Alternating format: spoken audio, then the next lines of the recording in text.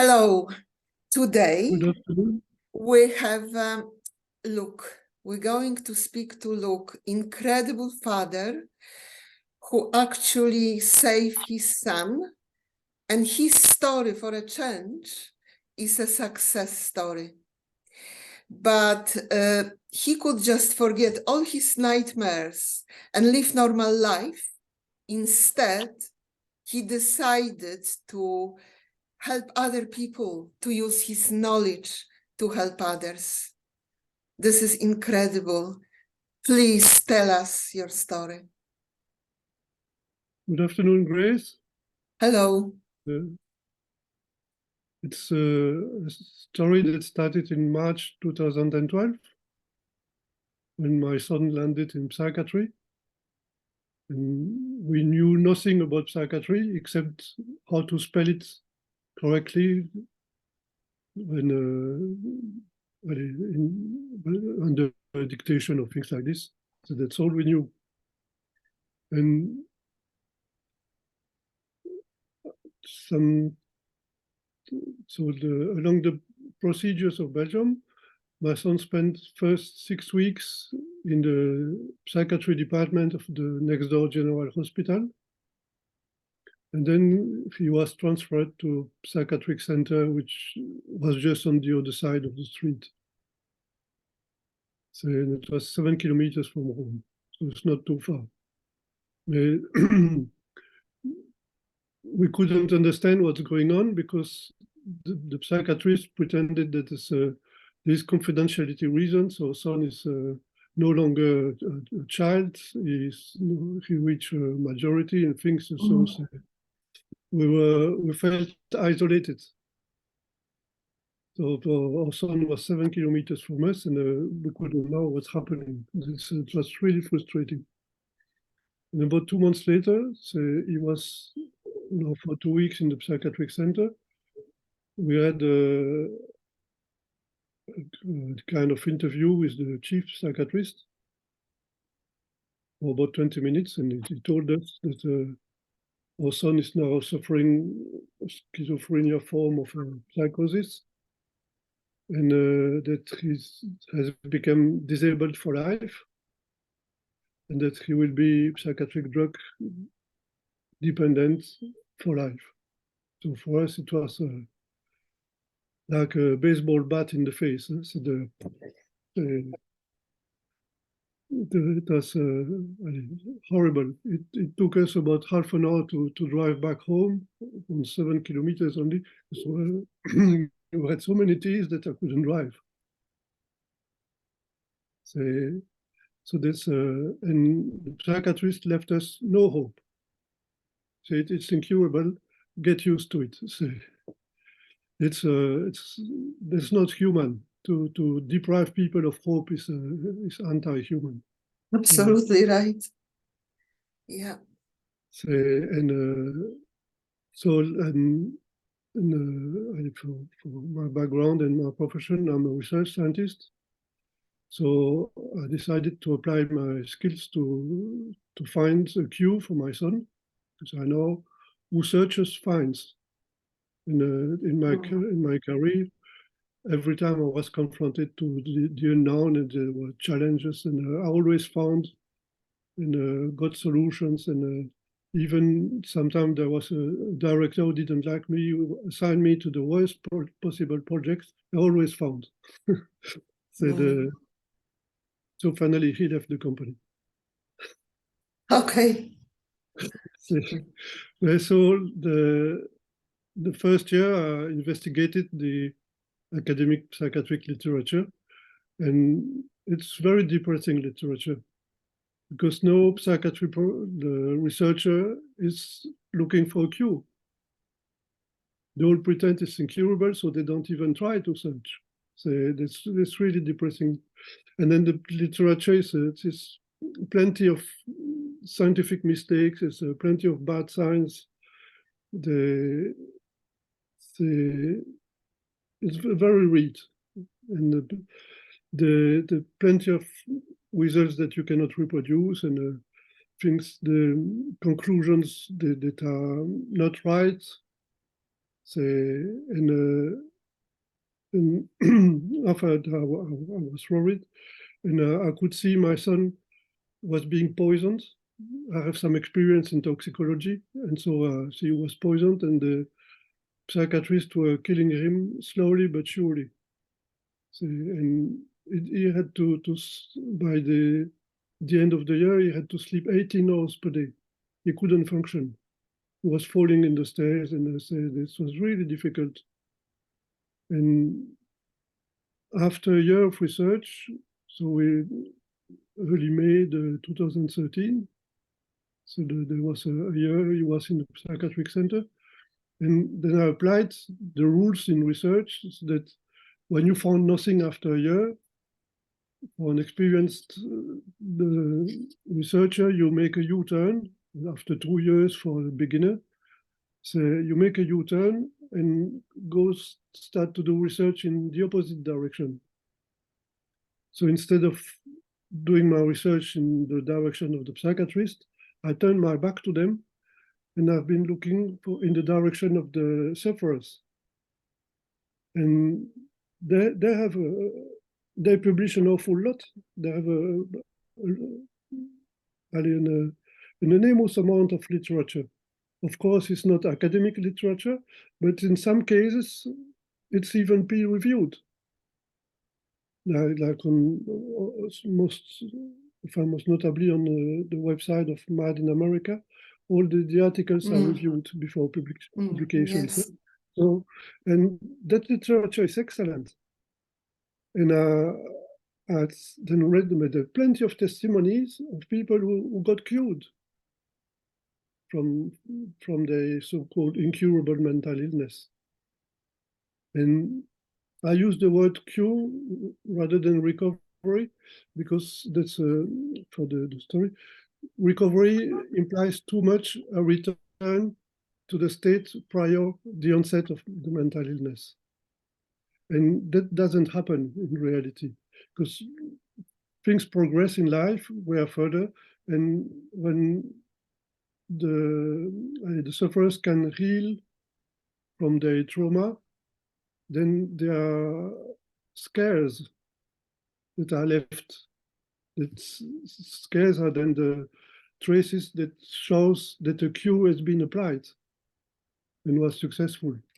Whether it is the body or it is the soul, the scares are after trauma you have scares. So it's not exactly a recovery. That's why I use the word cure. So I know a lot of people are a bit afraid of that word, but I'm not, because afterwards, the word medicine means the art to cure. And so psychiatrists have done some 6-7 years of studies in medicine to learn the art to cure, followed by 4-5 years in psychiatry for unlearning the art. They cannot cure in psychiatry. This is the sole discipline of medicine that doesn't cure its patients. So something is going wrong, totally wrong. So going through the literature of the sufferers who got cured, and I discovered the existence of curing therapies.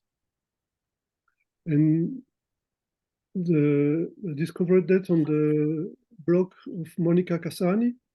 It's beyondmeds.com. There was a page entitled Recovery Psychosis.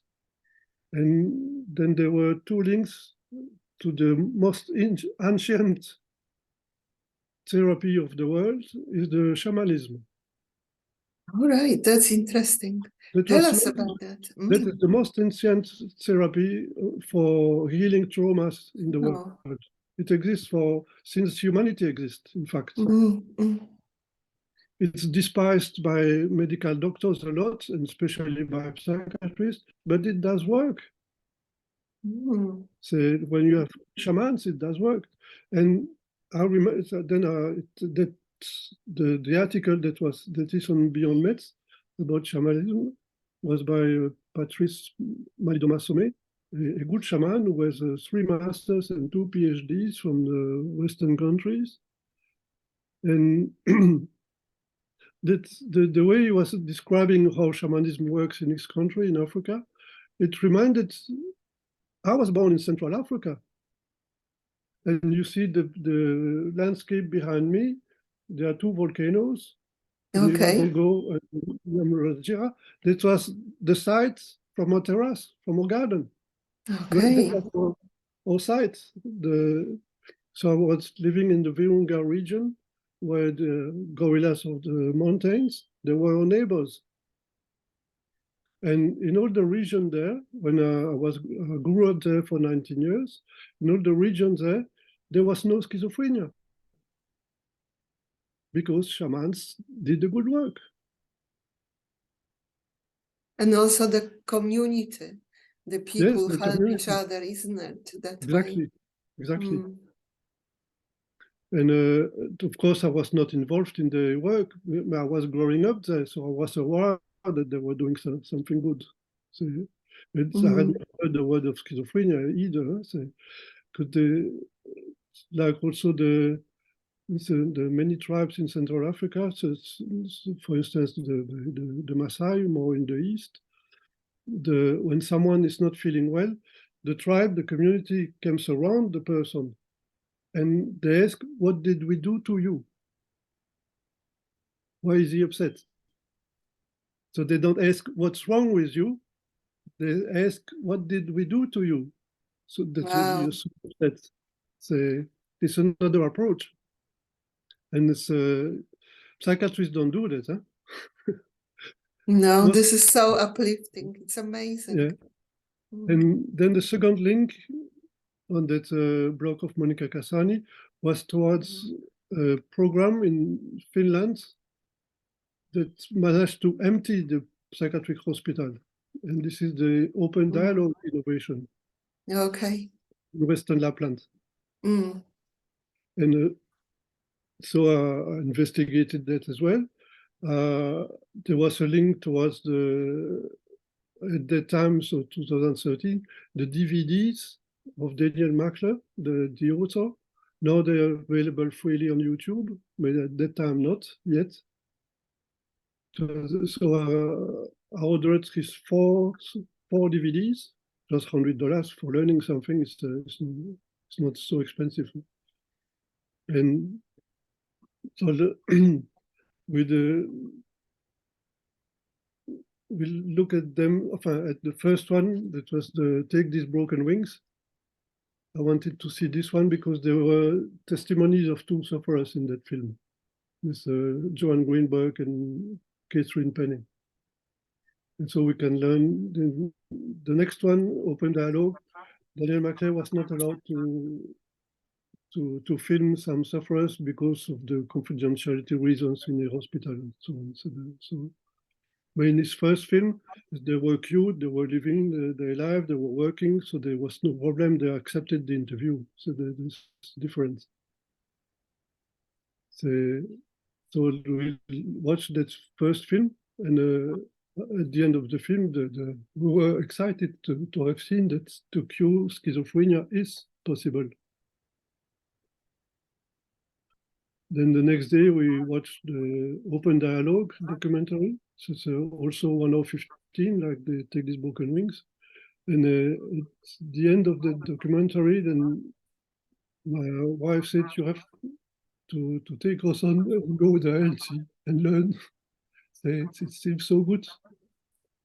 Let's hope it's not too good to be true. We said, so you travel with your son down there? Yes. Mm. And by synchronicity of life, there was some 3 weeks later, there was an open dialogue workshop at Hämeenlinna. This is 115 kilometers north of Helsinki. Mm. So we traveled first to Western Lapland, which is 700 kilometers north of Helsinki and 2,000 kilometers from home, to visit the place, to go to Chiropodist, the psychiatric hospital. And indeed, as described in the article on Monica Cassani's blog, the hospital is empty. Wow, okay. There's just some offices that are still open because the administration has to work somewhere. So there's 1/4 of the two long building of this hospital of 170 beds, and the beds are empty. Amazing, huh? Amazing. It's a beautiful view. Yes. We were really relieved to see that it is true. So, then we had to wait a little because there was nobody of the team. They were all scattered in the province, working within families and applying open dialogue principles and helping the sufferers to heal and their families as well. So, and after about 45 minutes, there was a nurse of the team came in, and then he took care of us for about 1 hour, discussing around and how things are. And he confirmed what I had learned about open dialogue. So it was the voice of a nurse. So that was fantastic. So indeed, the hospital is empty because they no longer need the beds. So, and also we realized that came the next day then. It's after breakfast, so we're on the next day. After breakfast, my son realized that his pill organizer was empty, and so he went to his luggage to get the boxes of pills to refill the pill organizers. And problem, he had forgotten the boxes in Belgium. Wow. Oh, that's scary. Yeah, because we had not planned to do cold turkey in Yeah. Finland, no, Finland, so the 2,000 kilometers away from home. That was not off. And so on the GPS, I tapped a pharmacy, and there was one around the corner, 200 meters from us. So we've been to there, and my wife had sent a scan of the prescriptions, and we passed them to the pharmacist and say, "Oh, I'm sorry, I don't have these medications." Wow. Oh my God. And one of them was Abilify, which is the most sold psychiatric drug in the world. So and okay, that can happen. Huh? One pharmacist doesn't have, we go to the next one. And the next one said the same. And we've been to 8 pharmacies. Oh, sorry, I don't have these pills. And so we were worried. And then suddenly it struck our eyes. We said, hey, they developed an innovative therapy. They got the hospital beds empty. And the psychiatric drugs are no longer on the market because they don't use them. So that was the best proof of the success of open dialogue. Yeah? So that convinced us we were going to invest in trying to do our best once back in Belgium in that direction. And so for the pills, we had to go to Rovaniemi and to jump the polar circle. But then first we decided to cross the border to Sweden, where they have another insurance system, they have another language, and they still have the traditional psychiatry. And there we found the pills. So we could go for trips without cold turkey. So then, after having jumped the polar circle another day, we went down to Hämeenlinna to that workshop. There was some 300 participants, and we met Jaakko Sekula, we met Markku Sutela. There was also the professor I wanted to see is co-organizer of that workshop, and he happens to be a professor of psychology in Belgium. And when I saw his name on the program, I tried to call him many times and never an answer. And the receptionist told me he's in the building, but I don't know where. And I learned later that when he's in therapy with clients, he gives his cell phone to his secretary, so he's not disturbed. So he has 100% of his time for his patients. So, nice, huh? And so there we were in Lapland, in Finland, to meet that professor of Belgium that lives next door. But I didn't know him. And for 3 days, then participated to what I could, not all, because it was a bit difficult for me to. That psychology is not my background, huh? So I was learning. But how do you think they didn't give medication to, like, for beginning, start with medication and then start slowly taking people off, or they never give them medication? They apply what they call the selective use of medications. What does it mean? What that means? If you look at the film about Okay. of Daniel Makler, it's at the minutes 39 seconds. Easy to remember. And you'll see there is a chapter, Okay. the selective use of medications. Okay. When they arrive to meet a sufferer for the first time, they evaluate, is it needed or not? Because they know once they take these medications, then the people don't react in a natural way. Their personality is distorted by the medications, by the psychiatric drugs. And so 70% of the sufferers get no pill at all. They get straight to the open dialogue therapy. So their psychiatrists appreciate that. They Yes. actually trying not to give it if they can. Okay. Yes. Then there are about 13%. They didn't sleep for days, and the therapy is too heavy for them because they're so tired. They receive 4 to 5 pills of sleeping pills, 1 per day, so that they can sleep, and then the therapy can begin. But not more than 4 to 5. Okay. And after that, they stop. So there's no tapering to do. Huh? To say it was only for 5 days, so it's a very short time.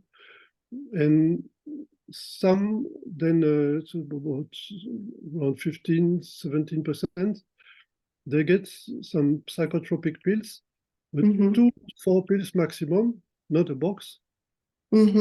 And then the team evaluates if more is needed. When it's needed, okay, they will get more. But if it's not needed, he will not get more.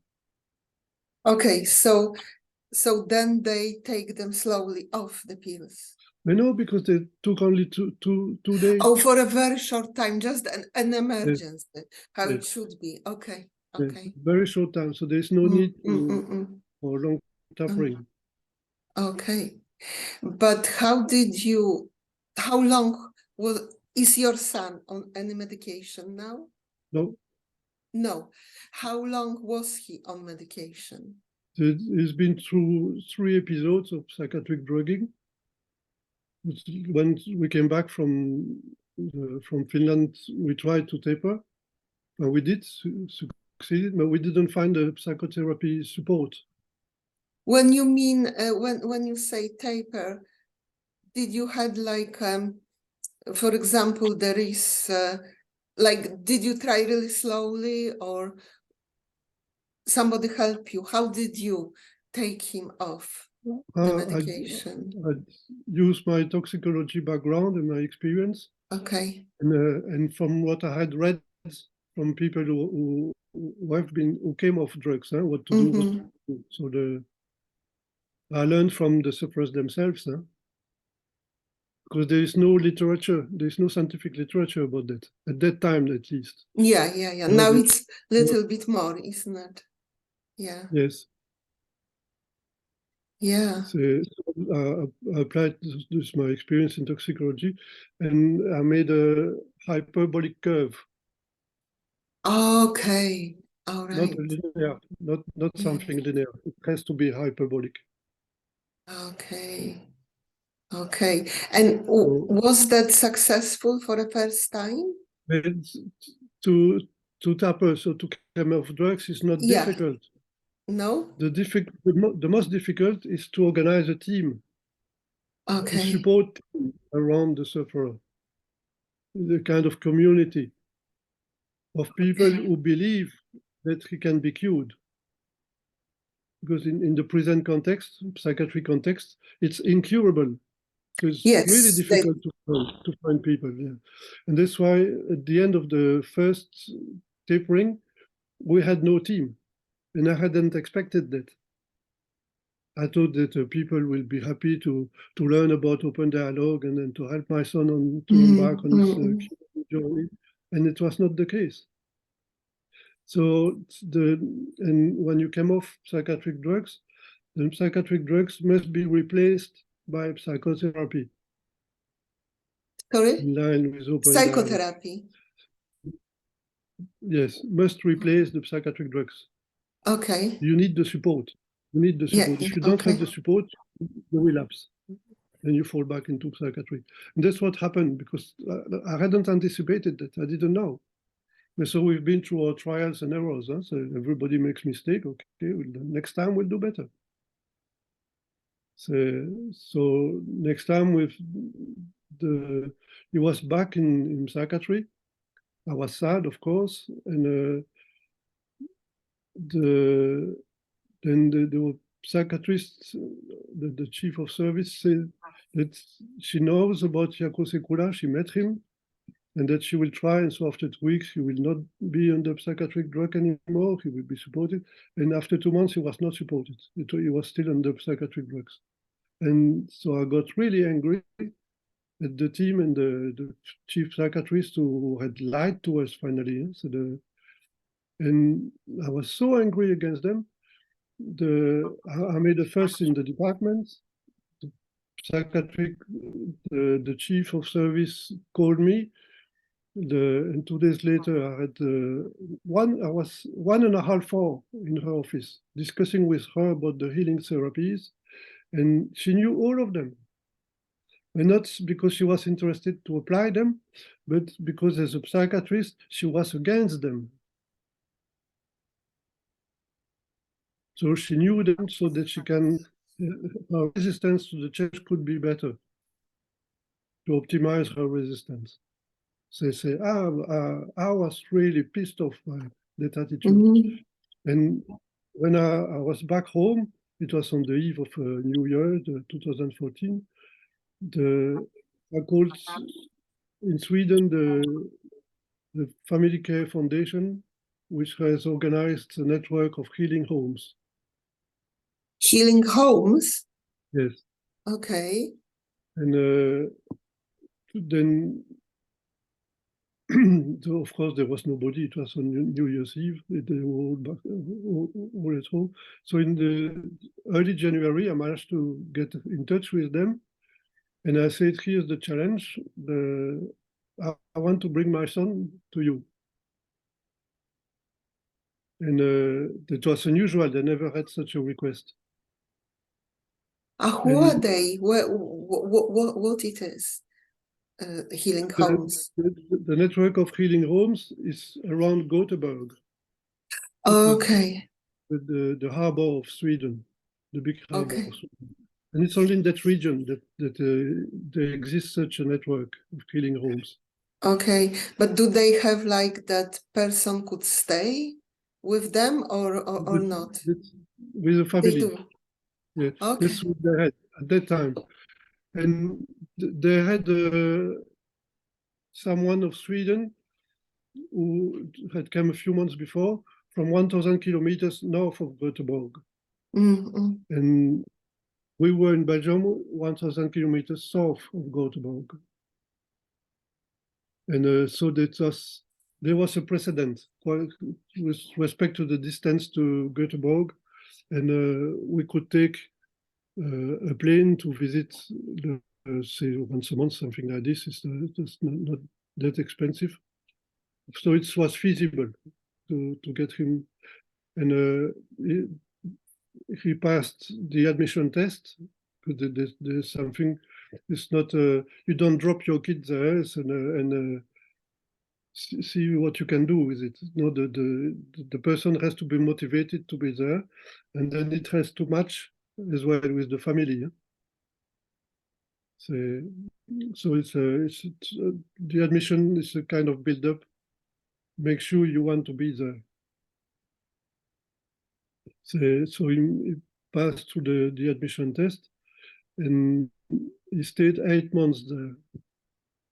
And he was on a horse farm that was organized by a former Olympic horse rider who participated to the Olympic Games of Seoul in Korea in 1980. And they had a daughter who was living with her boyfriend in the attic that they had transformed in a little apartment. And so there were young people to be with my son as well.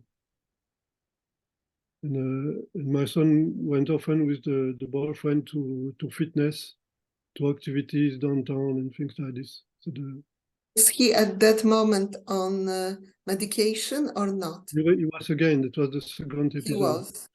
Yes, and then he tapered there, but he had the support. So he was going off. He was going slowly off the medication? Yes. Okay. And there it succeeded.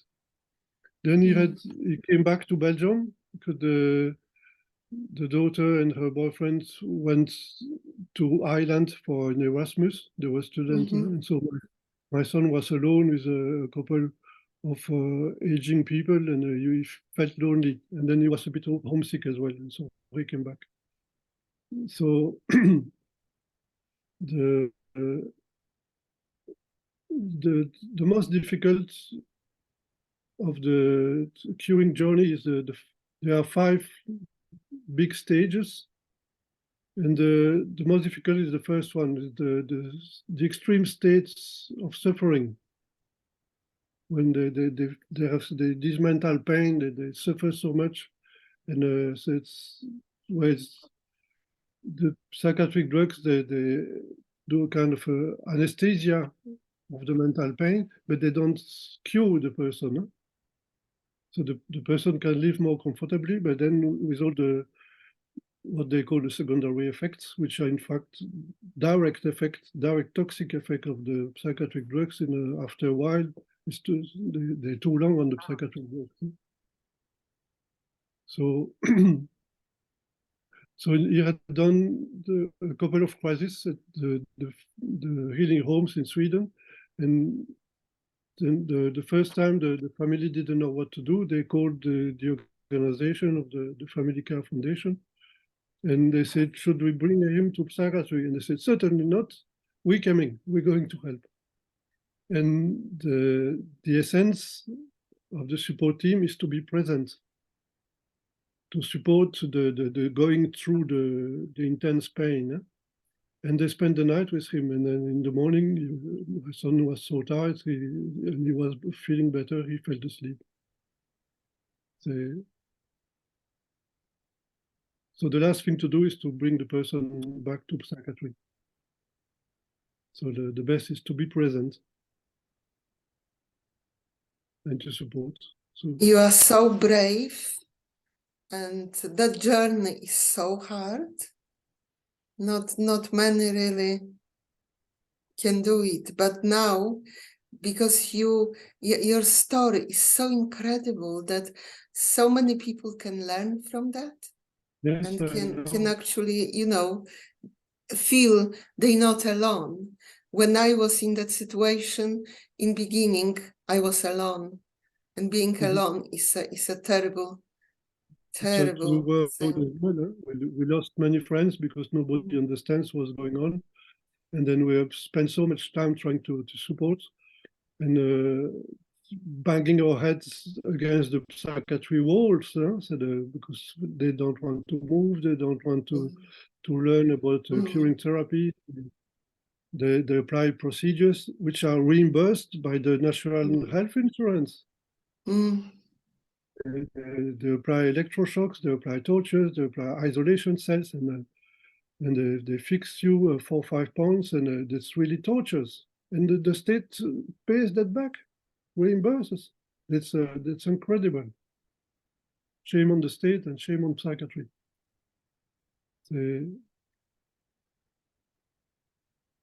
Enfin, so while he was in Sweden, I kept looking for building a team for when he will be back. So I didn't wait for him to be back, and then what? So we still have to start again. And I was talking about schizophrenia, and all around me, they're asking, would you know some people who could help us and support our son? And finally, I met someone who got cured from schizophrenia. And afterwards, she had learned sociology at the French-speaking Free University of Brussels, where I did my own studies. And then she was completing a certification in psychoanalysis. And she was interested. And so when my son was back, I introduced him to her, and it matched. They could talk, and effectively she knew about the curing journey, and so she has been a good therapist. And my son went three times per week, and at the same time there was a girl who came back from the UK, and I got the nurse Mia Curti of the team of Lapland, who had met her in England, and she called me, see if I could help her in Belgium. And as she was also in Brussels, so I introduced her to the therapist of my son. And she wanted to go only once a week. And it was not enough. She fed back in psychiatry, and my son did not. So how long your son is not on medication? 7 years. 7 years. Wow. Amazing. Oh, amazing. And you, sorry, tell us. Then there was a third episode, which we didn't expect. It was not with the psychiatrist. My son was suffering from scoliosis. He should have been operated when it was planned, but then he was for 2 months in psychiatry, so drug that the operation got cancelled by the psychiatrist. And I had asked him before an operation to wait for about a year so that his body got rid of all the toxicity of the psychiatric drugs.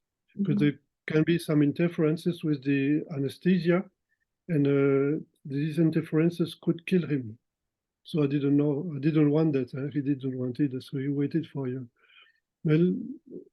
Well, because of the pain, he asked our family doctor for a painkiller. And the family doctor prescribed him gabapentin, which was a drug developed first for epilepsy. So that was a kind of an unexpected third episode. And fortunately, gabapentin doesn't interfere too much with the anesthetic drugs. So it's a drug that causes an awful lot of the anger and even violences. And so we were surprised to see, because it changed the personality so much, to say it was worse than the first 2 episodes, when suddenly the suicidal thoughts are coming back, and then he's verbally aggressive against his mother and me, so his brothers and sisters. It was awful. The effects of these psychiatric drugs are awful sometimes. So we've been through, we got operated. I helped him to taper again. And so his curing journey really started when he was off gabapentin. And so the curing journey, the road has 5 major steps. The first one is the extreme states. And so after the third episode, he could complete that step and enter into the second one.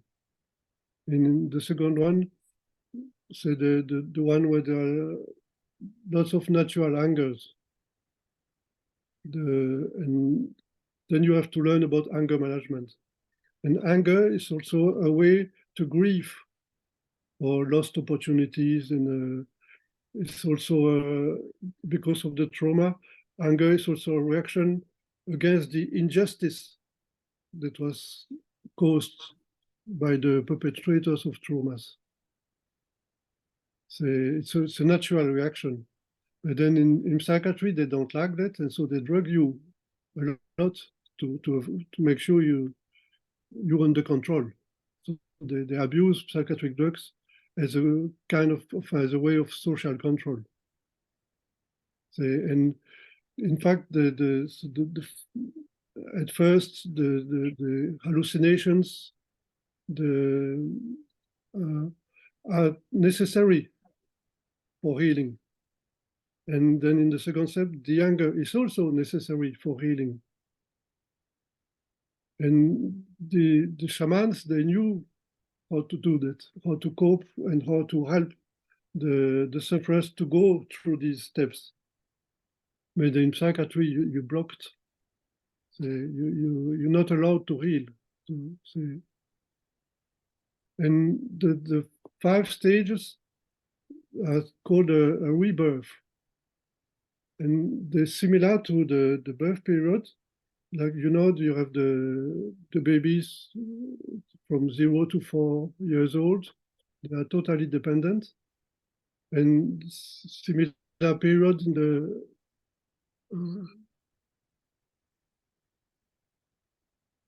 this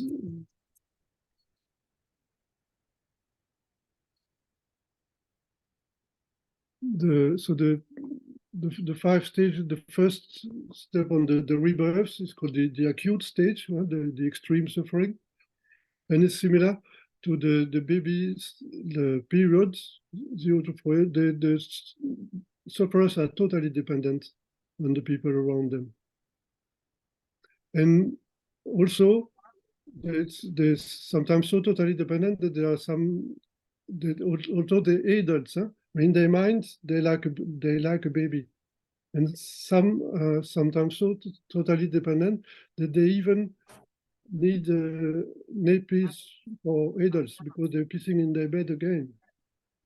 It's not that they want to do that; they don't do that intentionally. So they're not able to control the sphincters anymore. So they have to relearn all that.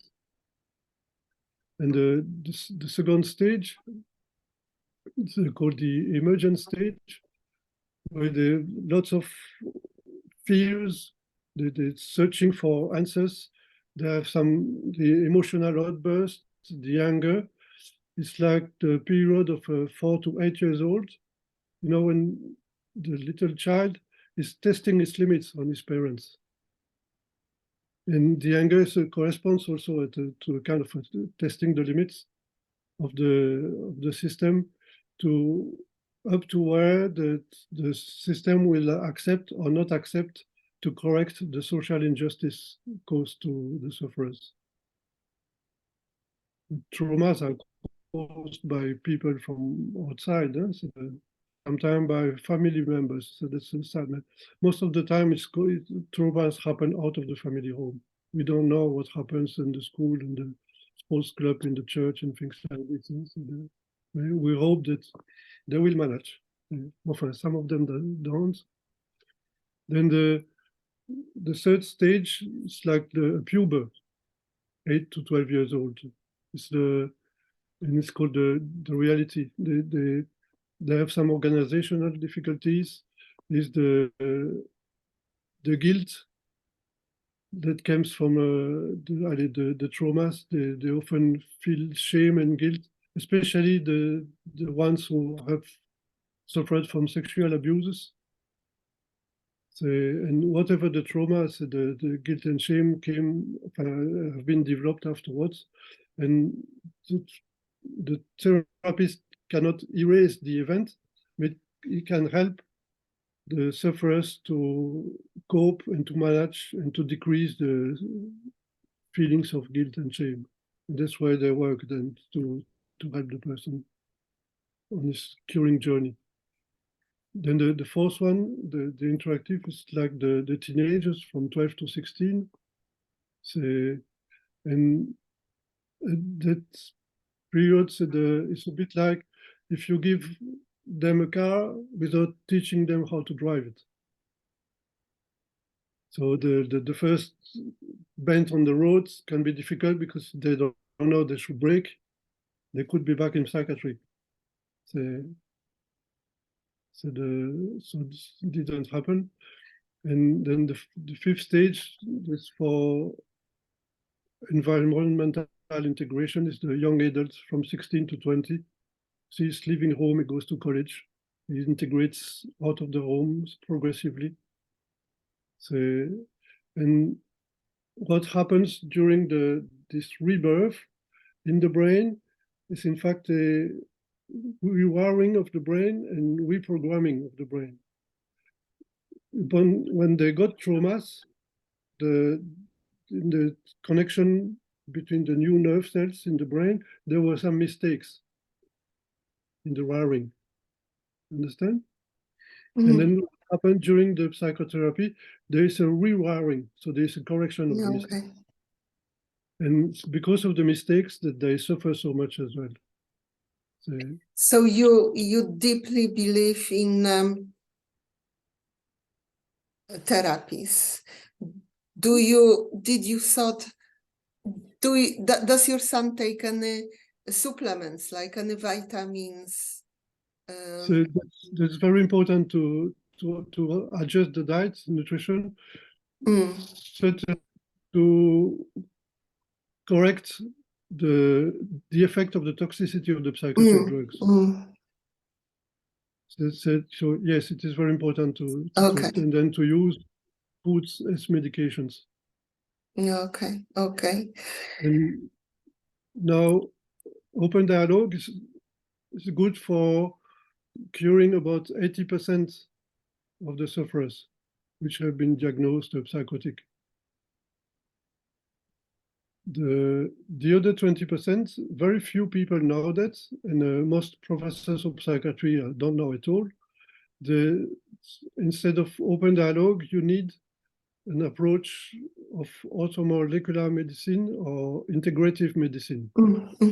Yes.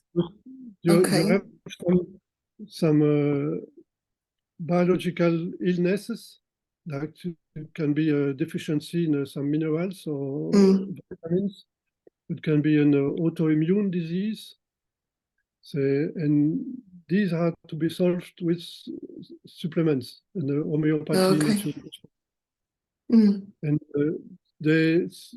although they are medically treatable diseases, they are expressed with behavioral symptoms looking like a psychosis, with hallucination, suicidal thoughts, and verbal aggressivity, delirium. It really looks like a psychosis. But if you do a blood analysis, then you can see that there's a deficiency in minerals, in vitamins, or some kind of autoimmune disease, inflammation. But psychiatrists never do a blood analysis. No. So there are about 20% of the people in psychiatric hospital shouldn't be there. They should have read the naturopathy or integrative medicine approach.